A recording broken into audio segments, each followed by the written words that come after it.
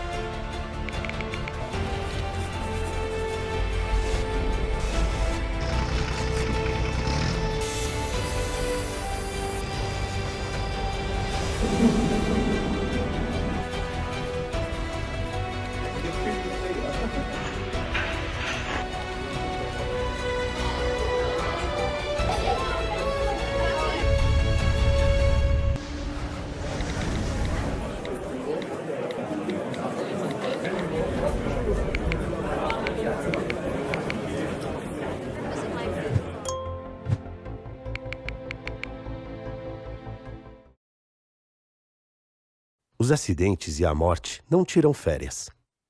A não ser que...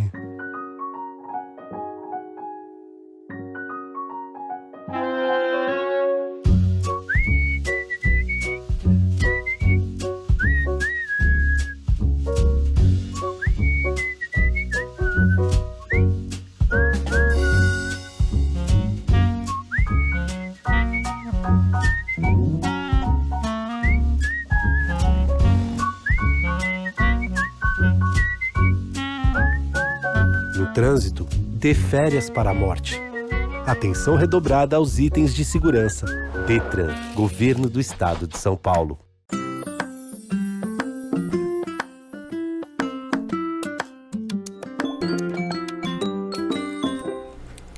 Está começando mais um Infância em Foco e no programa de hoje daremos continuidade na série Abril Azul. E hoje especificamente eu já estou aqui com a minha convidada, vou apresentá-la a vocês. Ela que é neuropsicóloga, ela é mãe do Gabriel, de 5 anos de idade, que é autista nível 2 de suporte não verbal. Também é mãe do Lorenzo, de 2 anos de idade. Estou com ela aqui com o maior prazer, Lívia Camargo Caselli. Lívia, seja muito bem-vinda ao programa. Obrigada, gente, pelo convite. É um assunto muito importante, né, pra gente trazer. Pra mim é um prazer estar aqui, passar informação para vocês. Prazer com certeza é todo nosso, Lívia. E eu quero já começar te fazendo uma pergunta pra gente entender... Desde o básico, né? A informação básica do que é o autismo. Porque todo mundo, imagino que a maioria das pessoas já ouviram falar, se perguntar hoje na rua, você já ouviu falar do autismo? Ah, eu sei o que é. Mas, na verdade, profundamente, a gente não sabe ao certo. Então, explica pra gente entender melhor o que é, afinal de contas, o autismo. Sim. Assim, esse mês de conscientização, né, tá sendo muito importante. Eu recebo muitas perguntas, né? E até uma coisa que eu penso bastante, que as pessoas precisam dessa informação, né? Porque não é uma coisa só de profissional. Eu acho que a conscientização vem quando as pessoas buscam conhecimento. Então, assim, o autismo, ele é um transtorno do neurodesenvolvimento. Então, ele sempre tem, né, dentro do diagnóstico, alguns critérios. Eles não são tão específicos. Então, assim, a gente nunca vai encontrar um autista que tenha as mesmas características que outro, né? Mas, no geral, sempre tem um déficit na comunicação social. E essa comunicação, ela não precisa ser o não verbal. Às vezes é uma criança que tem mesmo a dificuldade de se comunicar socialmente. Então, isso vai interferir na interação social. Então, é um déficit na interação com comunicação social, né? Geralmente vem com padrões restritos repetitivos de comportamento, então interesse restrito a algum assunto, movimentos repetitivos, né, que são as famosas estereotipias, Pode aparecer ou não, mas assim, esses padrões repetitivos, eles podem ser motores ou só por interesses também, rituais, rotina, né? Aquela pessoa bem inflexível à rotina, né? E também alteração do processamento sensorial, também é muito comum, né? Que são tanto auditivo, visual, seletividade alimentar. Então, assim, no geral, né? Tem alguma alteração no processamento auditivo, sensorial, mas não especificamente vai ser só auditivo, não só seletividade alimentar. Tem crianças que tem, que não tem. Então, são esses 3 fatores sempre que está dentro do diagnóstico do autismo, tá? E você falou sobre a seletividade alimentar, o auditivo e... Tem auditivo, processamento sensorial. Auditivo, então a criança ela tem uma sensibilidade com som alto ou ela também pode buscar. É importante que o sensorial nem sempre é só esquiva, tá? Tem a criança que ela pode não ouvir menos no sentido fisiológico, mas ela pode buscar muito o som, que é uma coisa que acalma ela. Então tem aquela criança que se afasta, mas a gente vê também algumas que encostam o ouvido numa caixa de som.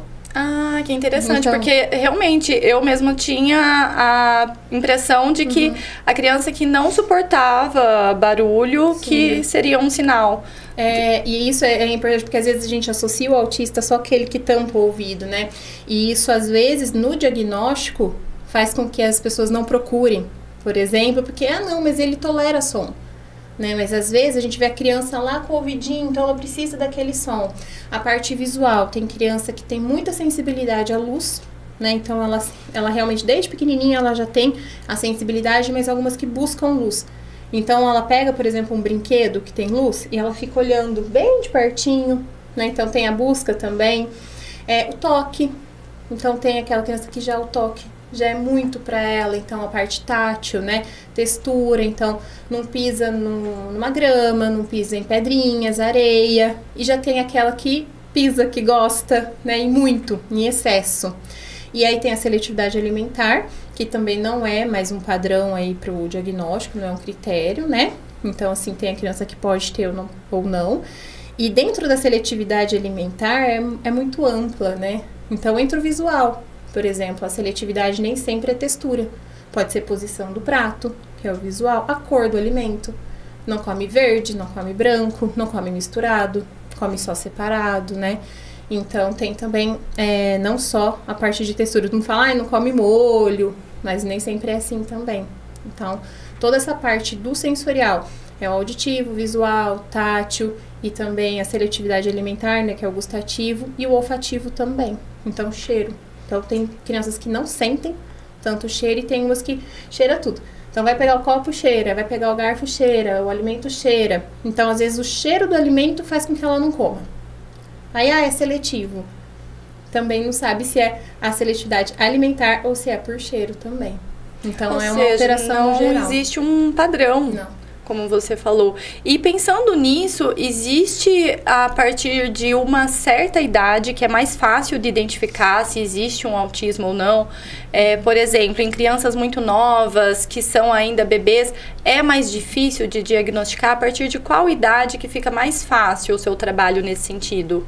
Tá, depende muito do nível, assim, de suporte, né, do autismo. Geralmente o nível 1, né, que é famoso nível leve, que a gente não fala mais leve, né? Porque não é leve, né? Leve mas só para quem tá de fora. Então, o nível 1, geralmente, ele é diagnosticado após os 2 anos, porque aquela criança, ela não apresentou atrasos no desenvolvimento, né? Então, ela desenvolveu a fala, então, ela tá indo dentro de um desenvolvimento esperado, mas aí já começa a ir pra escolinha, já começa a perceber que ela tem dificuldade em interagir, então começa nessa comunicação. Então, por volta de 2 anos, os primeiros traços são mais perceptíveis. Não que antes não teria, né? Mas às vezes é mais isolado. Agora, teve algum atraso no desenvolvimento, no básico mesmo. Sentar, andar ou não começar a falar, já não seria mais nível 1. A gente já passa para um nível 2 de suporte, para 3, né? Depende do atraso. Então, a gente sempre fala, dentro do marco do desenvolvimento, teve algum atraso, já fique em alerta, né? Porque às vezes costuma, mas ele vai, né? Ah, não falou com 2 anos, mas o fulano falou com 4, né? Quantas pessoas a gente ouvia falar isso. Mas tem que ficar atento, sim, a esses atrasos de desenvolvimento, porque às vezes a gente pode não prevenir, porque não existe, a criança já nasce autista, né? Mas a gente consegue diminuir o prejuízo dela futuramente, tá? Então, quando é um nível mais moderado, 2 para 3, a gente já começa a perceber dentro desse marco do desenvolvimento. Você trouxe algo importante também, até quero me aprofundar um pouco mais nesse momento na nossa conversa, sobre os sinais de alerta. E tem, inclusive, o que eu percebo, às vezes tem pais, né, que até por orientação mesmo, falar, não, é no tempo dele vai andar, no tempo dele vai falar, vou ter paciência, não vou me encanar com isso. E aí tem aquele outro extremo também, que qualquer sinalzinho, nossa, será que o meu filho tem algum problema? Será que eu devo procurar um especialista? E às vezes está dentro do tempo. Então, para você nos ajudar a encontrar esse equilíbrio agora, para entender, olha, esses tipos de sinais, esses desenvolvimentos são os mais marcantes, que são sinais que a gente deve se atentar mais. Começou a atrasar muito para esse sentido, leva num especialista. Trazer essas informações agora pra gente. Sim. Então, se a gente for voltar pro autismo, né, na parte do neurodesenvolvimento, é o que eu falei, tem a questão do social, da interação social.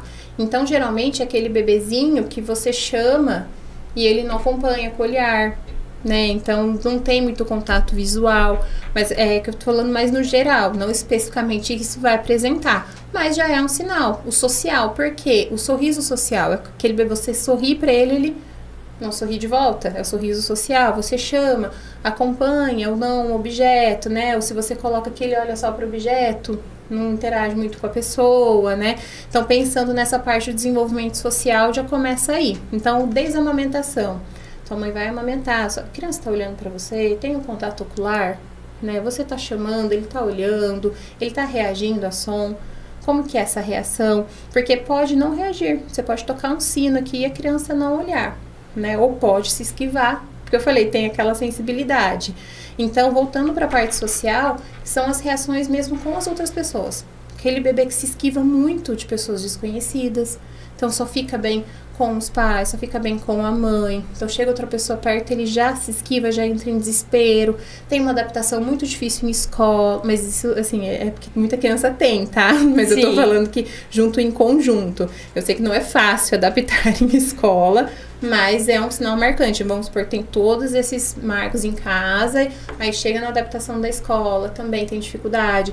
E aí na escola, o quê? Tem muito som, tem muito barulho, cheiro, toque. Então você percebe uma criança que demora mais para se adaptar. Tem a questão da introdução alimentar. Então já começa a apresentar alguma seletividade, alguma aversão a algum alimento, né? Mas também seria um fato, assim...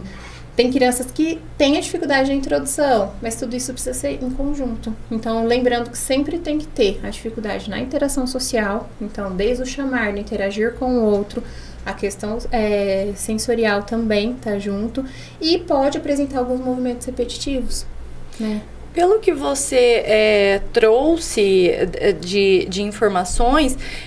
não sei se é uma impressão minha, mas muitos sinais, eu imagino que principalmente se é no nível 1, dá para confundir com coisas habituais que acontecem com as crianças, né? Por exemplo, introdução alimentar.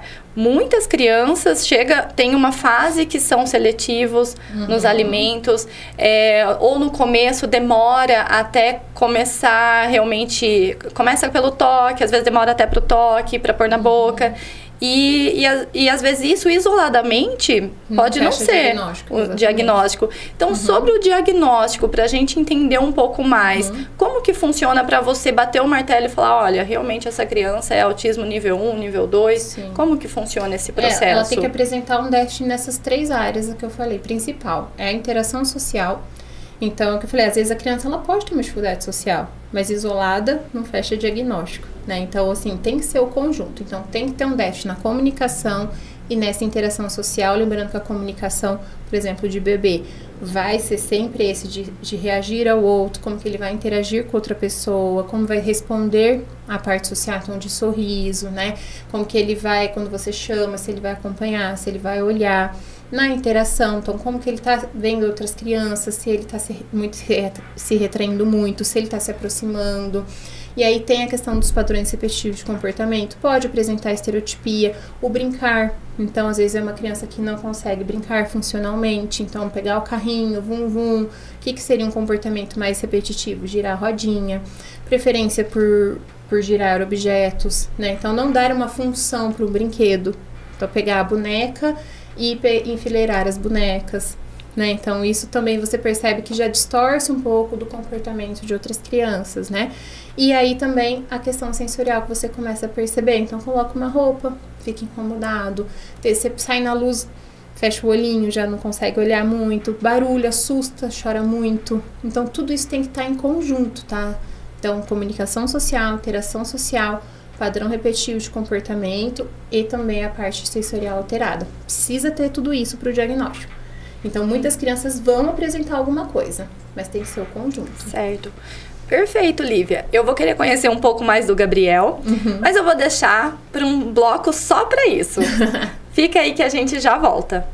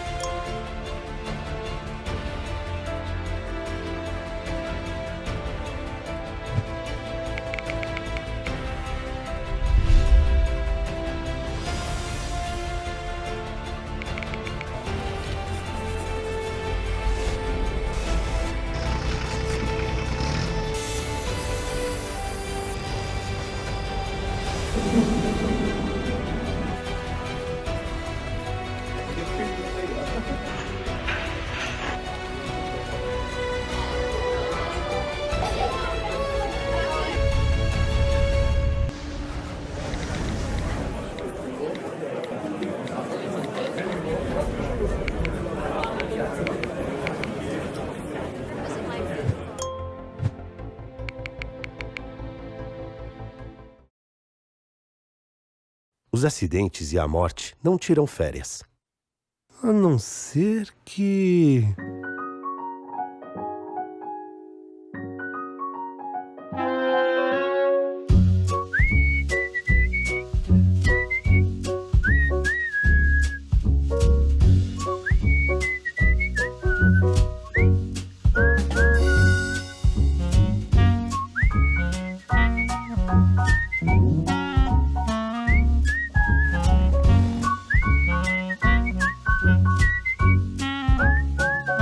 Trânsito, dê férias para a morte. Atenção redobrada aos itens de segurança. Detran, Governo do Estado de São Paulo.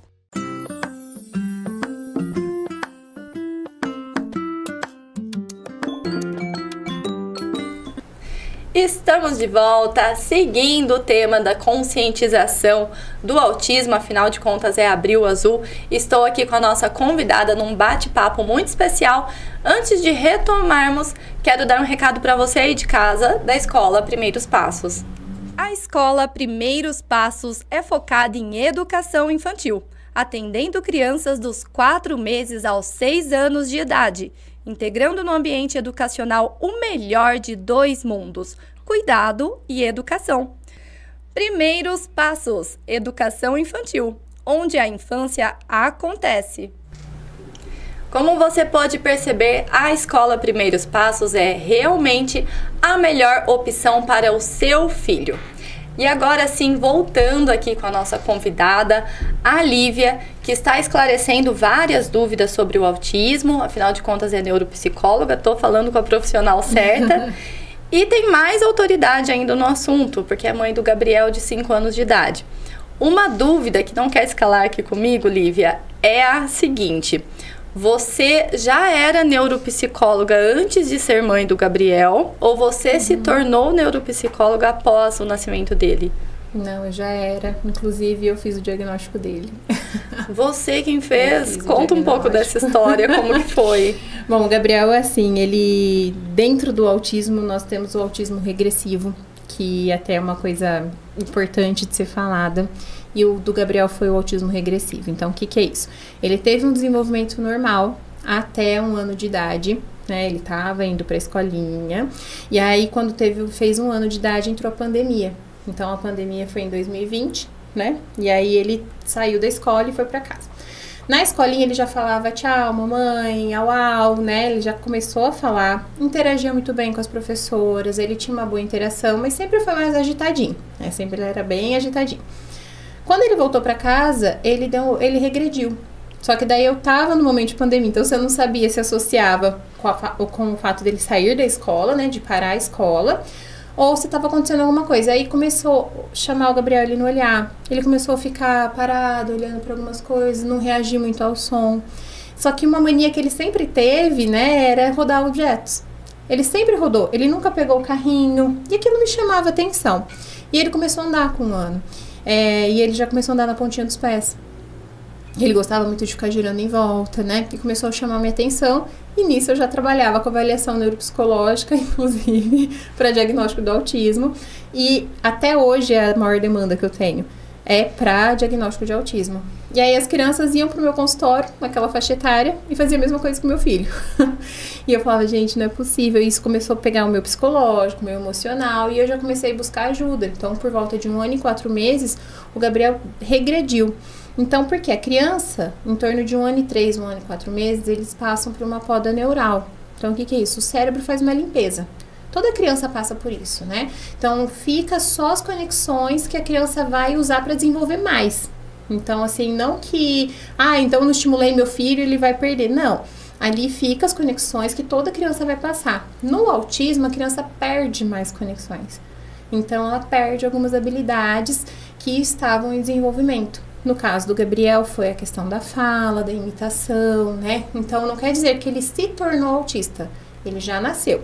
Então, o cérebro dele já nasceu programado para isso acontecer. Até mesmo porque ele apresentava sinais, mas não eram tão significativos. E aí, por volta de 1 ano e 4, ele regrediu. Foi quando ele ficou mais, assim, de a gente chamar no olhar, interagindo muito menos com a gente, né? Ele ficava muito com os meus pais, porque eu saía trabalhar e a pandemia ele ficava em casa.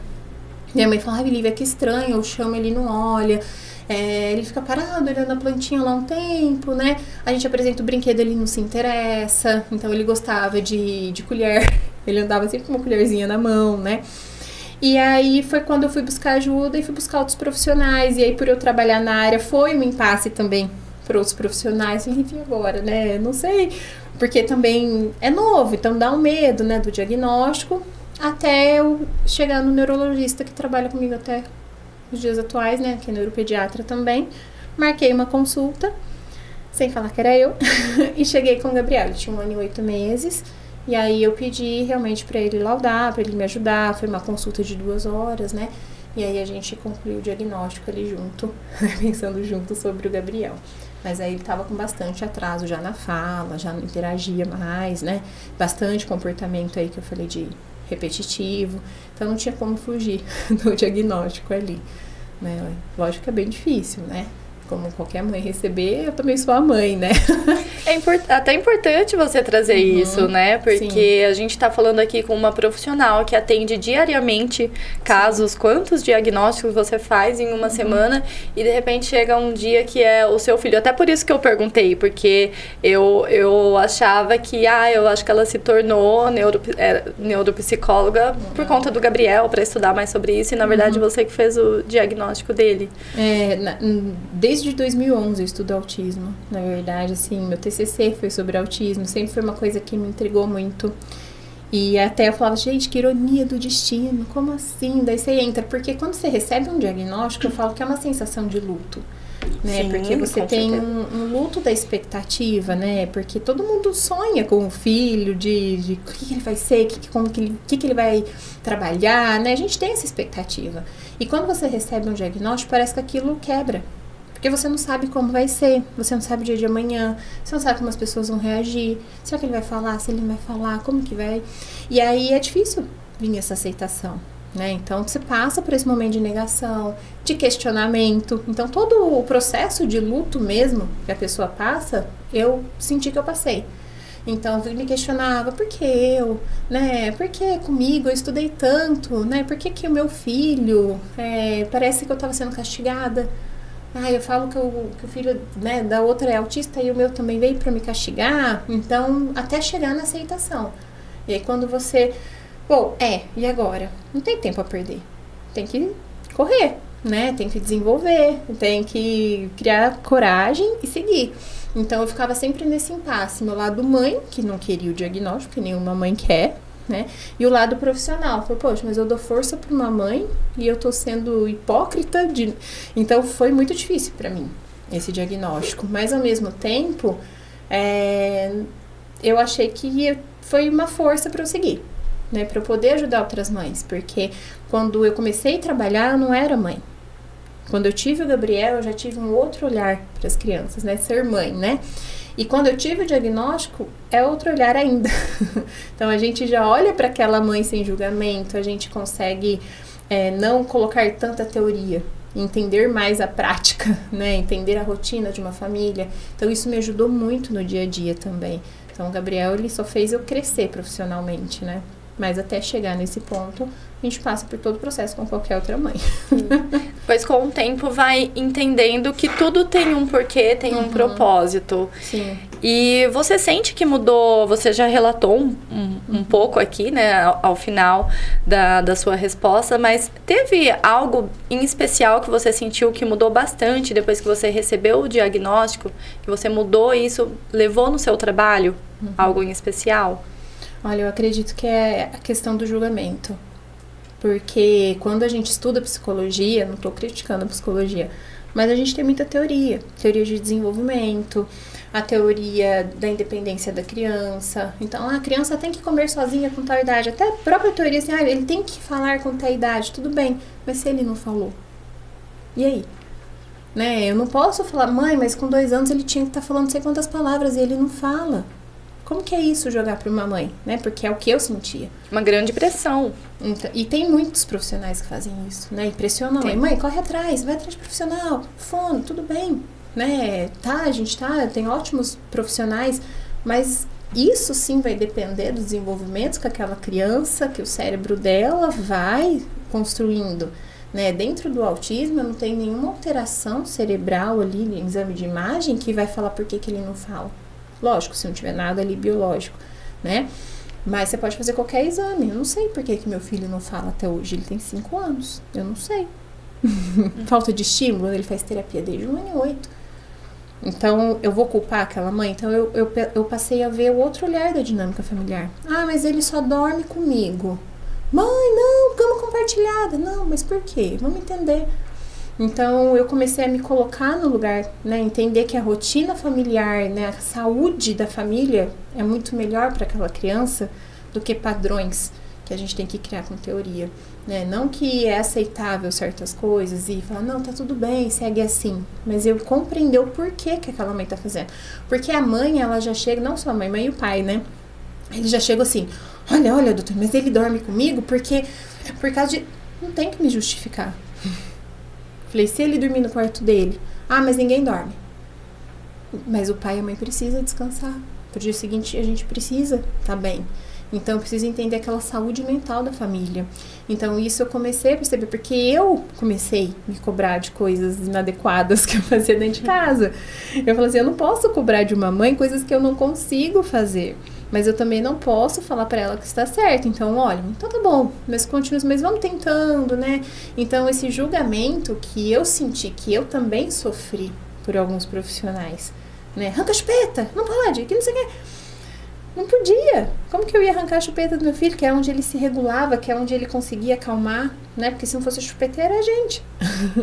Então, eu não posso tirar de uma vez pra outra. Então, vamos com calma. Então, entender a dinâmica familiar, eu acho que me ajudou demais, me colocar no lugar do outro, né? Então, quando aquela mãe, aquele sofrimento que ela chegava pra mim, o amiguinho, ou ele foi excluído no aniversário, aquilo não tem como eu não me sentir naquele papel, né? Então, ajuda muito aí no meu trabalho também, a ter esse olhar.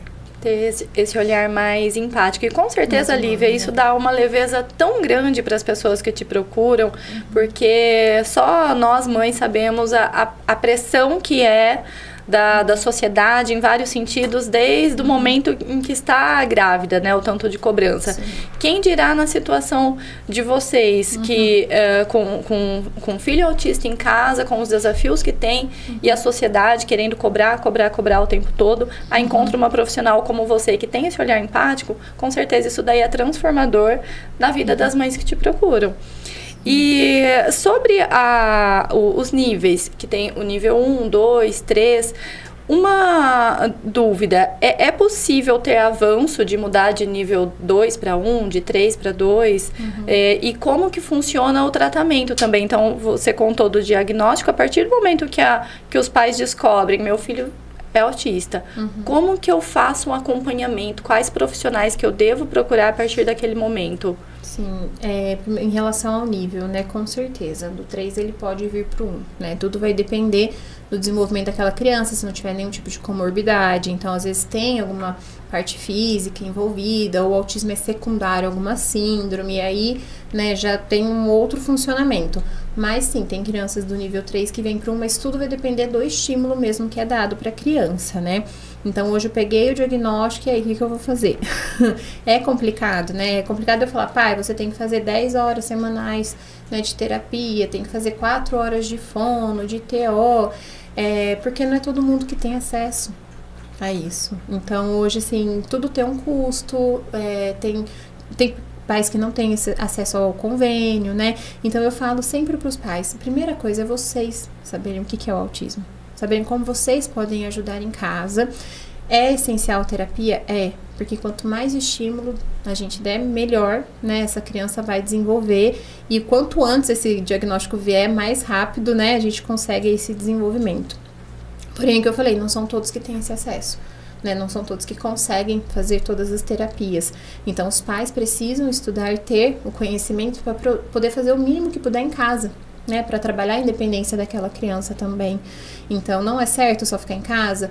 A teoria manda a gente fazer terapia, sim, mas quando não é possível fazer todas as terapias, o que der para fazer em casa é essencial para a independência daquela criança. Então, é muito importante o conhecimento mesmo dos pais, saberem o que é, como que eu vou lidar com essa criança. Perfeito. E você falou que tem um custo alto. Hoje existem meios assistenciais, algum meio gratuito para os pais que buscam tratamento para os filhos com autista?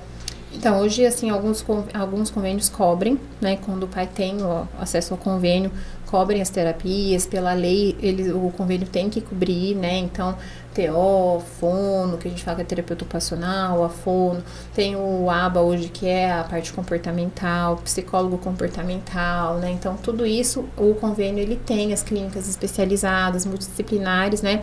Que fazem esse acompanhamento com a criança. A prefeitura está construindo centros de autismo, onde tem os profissionais ali também especializados, né? E também algumas escolas encaminham também para os centros também de atendimento psicossocial, que tem alguns profissionais, mas a gente sabe que a demanda está muito alta. Então, assim, não é tão fácil o acesso, né? Pela quantidade de diagnóstico aí que está sendo feito, não é todas as crianças que estão conseguindo ter acesso pelo próprio sistema mesmo, que tem muito diagnóstico, então precisa de muito profissional. Então é uma coisa que está em andamento, está sendo aí, né, tá todo mundo tentando se caminhando. Adaptar. Mas não posso falar que está 100%, porque está nesse processo ainda. Lívia, muito obrigada. Já finalizo, que a gente estamos nos despedindo agora, que o programa chegou ao fim, passa rapidinho. Nossa. Mas as informações que você trouxe, Lívia, foram muito esclarecedoras. Tenho certeza que já deu uma luz, um norte para muitas pessoas em casa assistindo, mães que acabaram de receber o diagnóstico, e trazer o seu caso. Traz esse conforto de saber que, olha, eu sou especialista, eu estudo o assunto e pode acontecer com qualquer pessoa. Fique tranquila, porque eu imagino que tenha mesmo esse questionamento. Por que comigo? Por que eu? E você traz a realidade, trouxe um norte também de como proceder. Então, Então, muito obrigada por toda essa riqueza de informações que você trouxe. E agora deixo as palavras com você para deixar uma mensagem final para os pais. E nesse momento já pode aproveitar também, que se quiser mandar beijo para o Gabriel e para o Lorenzo, pode ficar à vontade para mandar beijo para as crianças. Obrigada, viu, por esse espaço, né? Para mim é um prazer sempre estar passando informação, porque meu filho é autista, então eu queria que todos tivessem conhecimento do que é. E assim, parece que é difícil receber o diagnóstico, não é fácil. Porém, quando a gente aceita, vem a aceitação, é libertador. É libertador você olhar para o seu filho e ver que aquele jeitinho dele, você não imagina ele diferente. Eu falo que eu olho pro Gabriel e falo, eu não imaginaria ele de outro jeito. Né? Eu falo assim, você queria que ele fosse diferente? Eu falo, não queria. Eu só queria que as pessoas aceitassem ele como ele é. E não a gente tentar se colocar um padrão de comportamento normal, né, sendo que talvez para ele é normal ser do jeito que ele é. Então, não normatizar certas coisas, né, porque para ele tá bem daquele jeito. Então, às vezes eu vejo que ele tá rindo, que ele tá feliz, por que eu vou tirar ele daquele comportamento para inserir no outro comportamento que eu posso provocar uma crise, uma irritabilidade, né? Então, olhem para os seus filhos como eles são e imagina, você gostaria que ele fosse diferente? Tenho certeza que a resposta é não, né? Eu não vejo meu filho de outra maneira. É difícil receber o diagnóstico, alguns devem estar passando, né, por essa fase do luto, mas vai passar. E quando passa é libertador, mas busquem conhecimento. Eu acho que isso vai mudar muito a essência de vocês, né? Hoje é o que eu falo, só cheguei onde eu cheguei graças ao Gabriel. Eu falo que ele é minha luz, ele é minha energia e minha motivação. E o Lorenzo veio aí, segundo filho. Muita gente fala, eu vou ter outro filho. Não tenho medo, não tenha medo de ter outro filho. Tem questões genéticas? Tem. Mas ver como um cuida do outro, para mim é o maior presente. Então, não sou nada aí sem eles. Que maravilha. Muito obrigada, Lívia, mais uma vez. E para você aí de casa que quer conhecer mais o trabalho da Lívia, quer entrar em contato com ela, eu vou deixar aqui embaixo o @ para vocês pesquisarem. E eu vejo você no próximo programa. Até lá!